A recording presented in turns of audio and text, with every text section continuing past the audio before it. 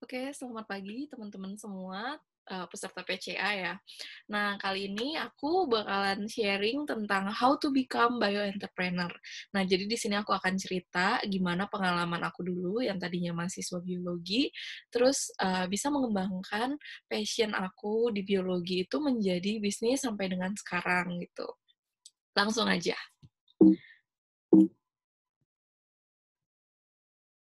Nah, jadi, entrepreneur itu apa sih?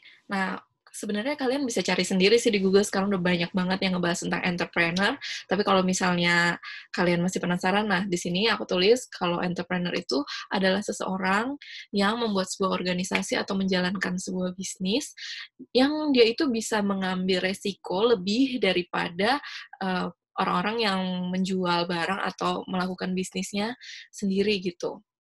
Nah, kan misalnya gini nih, ada entrepreneur, tapi ada juga pedagang. Nah, bedanya apa? Nah, bedanya tuh kalau misalnya kita berdagang, kita tuh hanya menjual aja gitu. Tapi kalau misalnya entrepreneur, itu lebih melihat, sedang ada peluang apa nih, terus ada masalah apa, ada problem apa, yang mereka bisa memberikan solusi dari problemnya itu sehingga bisa bermanfaat untuk masyarakat. Jadi bisnisnya itu bisa bertumbuh atau berkembang lebih pesat dibandingkan dengan hanya berjualan biasa aja gitu. Nah, kemudian, ini aku, jadi, dulu dimulai dari semester 1, 2 waktu di biologi itu awalnya tuh baru adaptasi kan, jadi kita masih belajar tentang mata kuliah dasar, kayak gitu. Nah, ketika semester 3 itu mata kuliahnya udah lebih spesifik. Nah, di situ itu aku belajar tentang kriptogame, jadi tentang tumbuhan-tumbuhan tingkat rendah. Nah, salah satunya itu ada ganggang atau alge. Nah, di ganggang itu ada macam-macam kan, ada ganggang hijau, ganggang merah. Nah, yang paling menurut aku seru itu adalah ganggang hijau biru. Salah satunya adalah spirulina gitu. Nah, di situ aku melihat ada potensi yang menarik untuk dikembangkan dan aku lihat di luar negeri itu ternyata sudah banyak yang mengembangkan. Dan iklim Indonesia itu ternyata cocok untuk, menumbuhkan spirulina karena kita iklimnya tropis. Jadi sepanjang tahun itu ada matahari, spirulinanya bisa tumbuh berfotosintesis dan bisa kita produksi di budidaya skala besar di Indonesia gitu. Nah, jadi di situ aku tertarik untuk mengembangkan spirulina dan mulai cari-cari informasi, browsing-browsing sendiri, terus tanya temen, tanya ke dosen, waktu itu aku tanya ke Bu Asri, konsultasi, dan akhirnya semester 4 itu aku mulai bisa membuat project sendiri gitu. Nah, jadi disusun-susun, pengen bikin apa, waktu itu aku pengen bikin integrasi antara budidaya spirulina dan peternakan ayam. Nah, kita kolaborasi sama teman-teman dari peternakan juga gitu, terus ajak teman-teman dari biologi dan mulailah membuat proyek PKM atau program kreativitas mahasiswa. Di situ kita bisa dapat pendanaan dan mulai membuat prototipe. Jadi mulai mencoba mengkultur spirulinanya, terus kita coba kasih ke ayam. Ternyata hasilnya itu di ayam itu bagus. Jadi ayamnya itu makannya sih, lebih sedikit, tapi, eee, bobot tubuhnya itu lebih tinggi, terus, pakannya tuh jadi lebih efisien. Kita kasih makannya sedikit, tapi, lebih diserap gitu sama ayamnya. Terus kualitas dagingnya juga lemaknya lebih sedikit, tapi proteinnya lebih banyak gitu. Jadi, bagus ternyata. Nah, kan kebayangkan kalau dikasih ke ayam aja bagus, apalagi buat kita konsumsi gitu. Nah, ternyata kesini-sininya trennya itu spirulinanya ternyata untuk health and beauty itu bagus banget. Nah, jadi akhirnya sekarang Amorina mengembangkan produk-produk spirulina yang bisa digunakan untuk health and beauty gitu. Nah, kemudian lanjut di semester 5 dan 6, aku mulai ikutan inkubator bisnis. Nah, di situ belajar bisnis karena kan di biologi itu belum ada pelajaran bisnisnya waktu itu. Jadi hanya murni bidang biologi aja. Jadi untuk terjun ke dunia bisnis, aku pastinya kan harus belajar bisnisnya juga kan. Nah, itu masuk inkubator bisnis di IPB, malah dulu di kampus lain. Nah, di sana itu kita diajarin tentang bagaimana membuat yang tadinya ide itu bisa direalisasikan menjadi prototipe dulu, terus akhirnya produknya jadi. Nah, baru bagaimana cara menjualnya, bagaimana cara bertemu dengan pelanggan, kita tanya, eee, survei, terus minta testimoninya kayak gitu.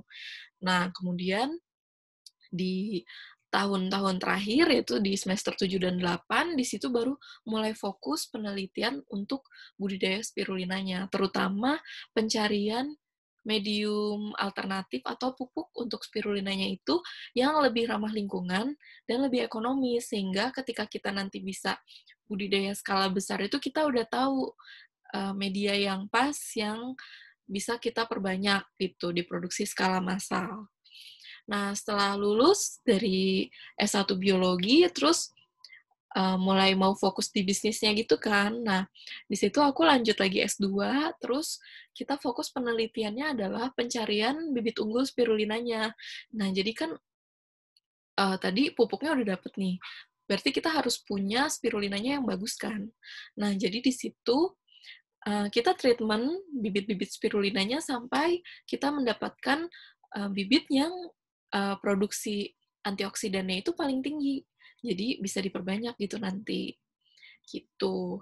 Nah, jadi bioentrepreneur itu sebenarnya apa sih? Jadi, menurutku bioentrepreneur itu adalah kita bisa menyelesaikan problem di masyarakat dengan melihat potensi sumber daya hayati yang ada. Kalau misalnya di Amorina sendiri ini atau tentang spirulina ini, problem yang aku lihat itu kan misalnya kayak masyarakat sekarang itu untuk produk health and beauty itu banyak terpapar sama produk-produk yang masih banyak harsh chemical-nya atau bahan-bahan kimia berbahaya di produknya. Misalnya di produk-produk kecantikan kayak gitu kan ada merkurinya atau apa. Nah, jadi kita harus menggunakan produk-produk yang lebih natural dan ramah lingkungan. Nah, di situ aku melihat spirulina itu bisa jadi salah satu solusi untuk problem dari masalah isu tentang produk-produk health and beauty itu gitu. Ataupun di laut. Oke, mana? Hilang lagi ini share screen-nya.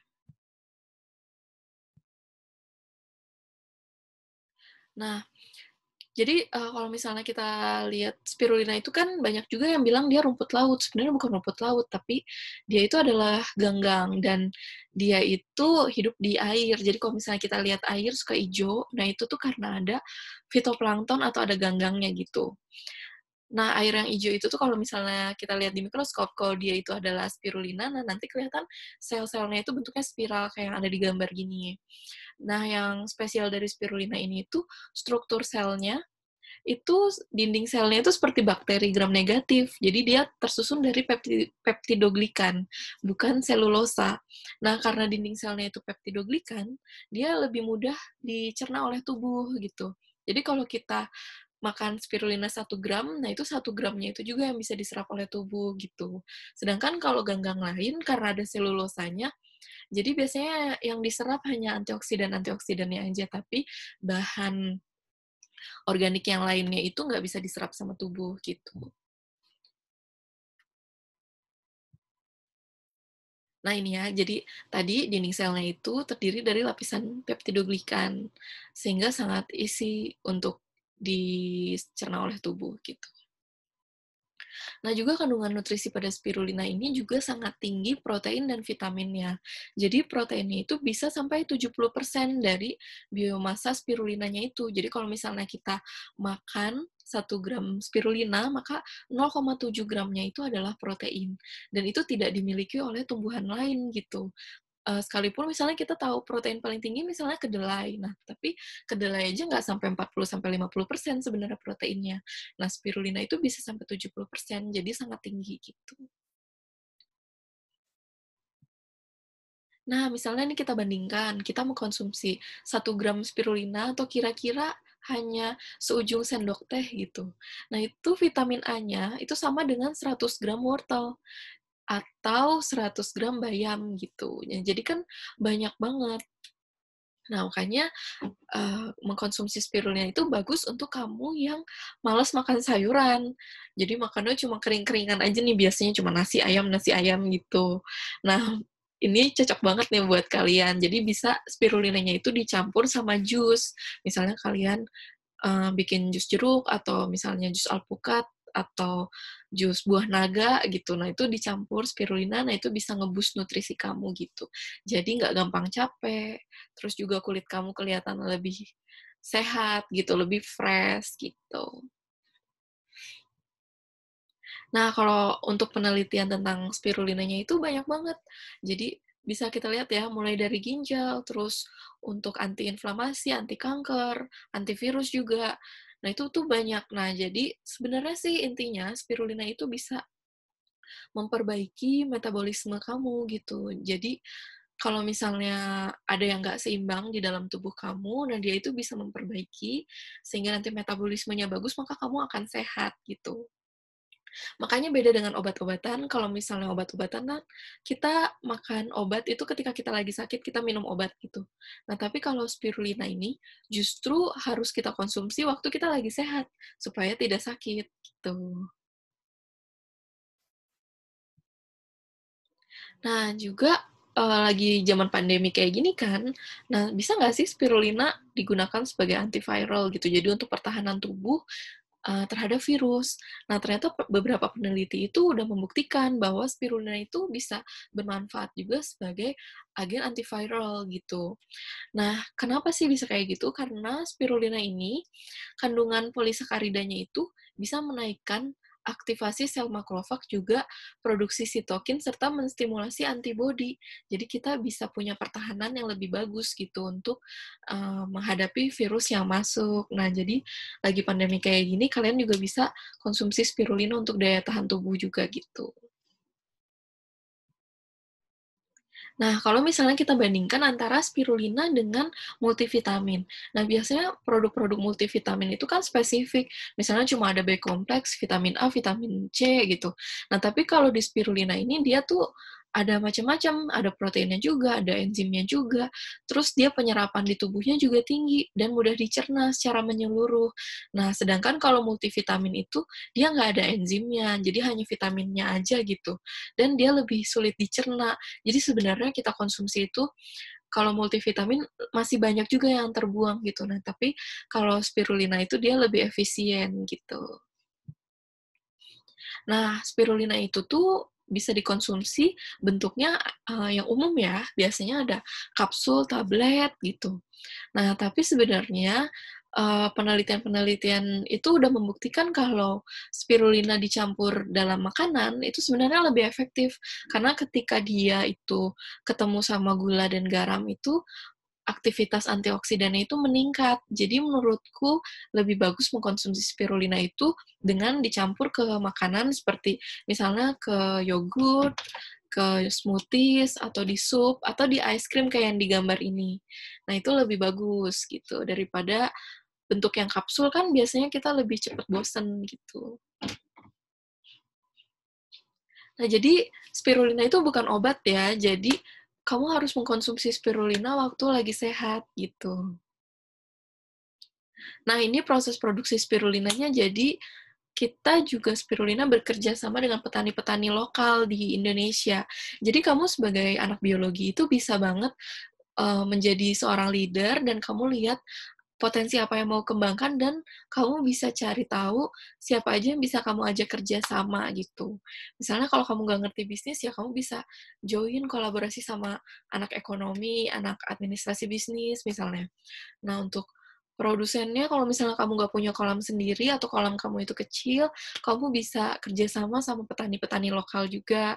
Nah, untuk produk-produk akhirnya juga gitu, kalau misalnya kamu punya teman yang dia bisa bikin skincare atau bikin produk-produk natural yang kamu tahu itu, formulanya itu bagus, nah kamu juga bisa join sama mereka. Jadi nggak mesti semuanya itu kamu kerjakan sendiri gitu, kamu juga bisa berkolaborasi dan itu lebih bagus, bisa berkembang lebih cepat gitu. Jadi prosesnya kayak gini, di kolam, terus dipanen, dikeringkan, sampai nanti kita bisa dapat serbuknya. Nah, di luar negeri juga sebenarnya ada macam-macam cara untuk budidaya spirulina. Ada yang di kolam, ada yang pakai tubular gitu, terus ada juga yang pakai plastik. Tapi umumnya yang digunakan itu biasanya yang pakai kolam kayak gini, pakai raceway pond gitu. Jadi open pond raceway. Cuma karena kondisi udara itu belum tentu dia benar-benar bersih, jadi lebih baik tetap menggunakan greenhouse gitu. Nah, spirulina paling besar itu diproduksi oleh Cyanotech Corporation di Hawaii. Jadi mereka itu punya satu pulau yang di pulaunya itu ada banyak banget kolam spirulina dan, alga-alga yang lain gitu. Di sini kan di fotonya kita bisa lihat ada warna hijau, terus ada warna merah, gitu. Nah, itu beda jenis ganggangnya gitu. Nah, nanti keperluan atau kebutuhannya juga akan beda lagi gitu, tergantung kita mau ngambil, bahan biologi, bahan organiknya tuh apa gitu yang mau kita kembangkan. Nah, kalau di Asia Tenggara itu yang paling besarin itu adalah Bunsung Farm yang ini. Nah, tahun 2016 aku tuh pernah main ke sana, ketemu sama founder-nya gitu, dan kita bisa lihat di sana itu ternyata mereka memberdayakan orang-orang lokal di sana untuk budidaya spirulina. Nah, terus produk spirulinanya juga nggak hanya dibuat dalam bentuk kapsul dan tablet, tapi juga beraneka produk gitu, termasuk produk-produk untuk kecantikan juga. Nah, di situ akhirnya aku ngelihat, wah ini bisa jadi role model untuk Amorina nih, untuk dikembangkan nanti gitu. Jadi ini role modelnya Amorina nih, si Bunsung Farm ini. Nah, kalau di Indonesia ini, produsen yang terbesar itu ada 3, yaitu ada Neo Algae di Sukoharjo, kemudian Algae Park di Serpong, dan ada Bali Spirulina Farm di Tabanan, gitu. Nah, sekarang itu udah semakin banyak nih produsen-produsen lokalnya juga. Nah, jadi menurutku lebih baik kita gunakan spirulina-spirulina yang lokal. Kan kalau misalnya kita lihat di sosial media, sebenarnya produk spirulina itu udah viral juga kan untuk masker, digunakan sebagai masker wajah. Tapi itu masih produk impor. Nah, harusnya kita lebih gencar lagi nih untuk kampanye produk-produk spirulina yang lokal, karena sebenarnya produsennya udah banyak dan produknya lebih bagus. Nah, nanti kita bisa lihat ya perbedaan kalau produk spirulina lokal dengan produk spirulina yang impor, karena kita Amorina pernah ngetes gitu bedanya. Nah, ini produk-produknya Amorina nih. Jadi, kita itu bener-bener bikin produknya untuk kesehatan kecantikan gitu. Jadi, perawatan luar dan dalam, inside out. Kita ada mulai dari sabun, natural soap. Nah, sekarang udah ada facial cleanser juga. Terus ada face scrub, ada face mask. Terus face masknya ada yang peel off juga yang bisa ditarik. Terus juga ada face oil. Face oilnya juga kita bikin untuk macam-macam tipe jenis kulit gitu. Nah, terus juga ada lip balm juga. Kemudian untuk yang kesehatan atau yang healthy-nya, kita ada yang kapsul, kemudian ada juga yang bentuknya cemilan, Risena, itu seperti granola gitu. Kemudian ada juga yang crunchies, jadi bisa kita tabur ke makanan untuk topping makanan gitu. Nah, spirulina yang bagus itu, dia memang punya ciri ada bau amis karena proteinnya itu yang tinggi, tapi kalau misalnya kita udah sering-sering lihat, udah sering-sering cobain, produk spirulina, nanti kita tahu kalau yang bagus itu dia bau amisnya tuh nggak menyengat dan ada aroma manisnya gitu.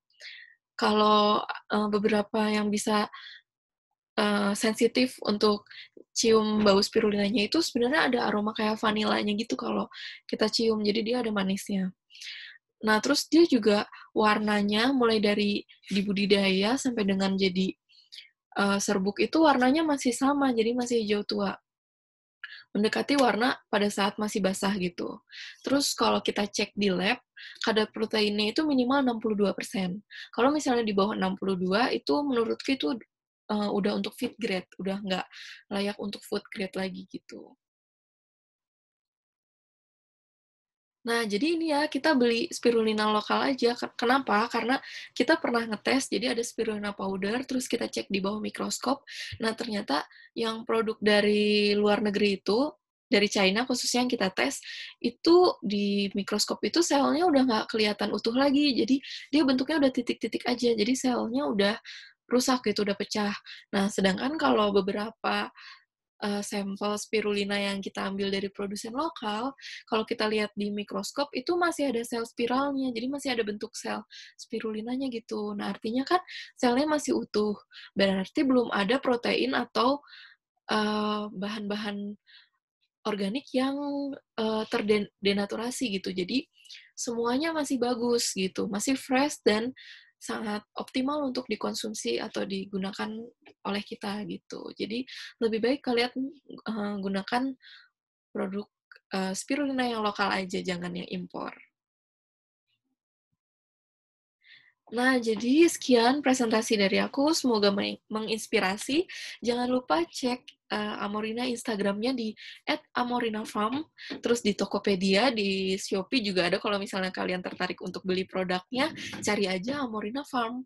Nah, di TikToknya juga ada loh, kalian follow juga ya, nanti ada video-video tutorial bagaimana cara menggunakan produk-produk spirulina dari Amorina, dan kalau misalnya kalian ingin dapat diskon tambahan, kita juga kasih kode khusus untuk kalian, yaitu di Amor Bio. Kalian bisa masukkan ketika mau check out Shopee, nah masukin aja kodenya Amor Bio, nanti dapat tambahan diskon 10% gitu. Semoga menginspirasi teman-teman semua. Terima kasih.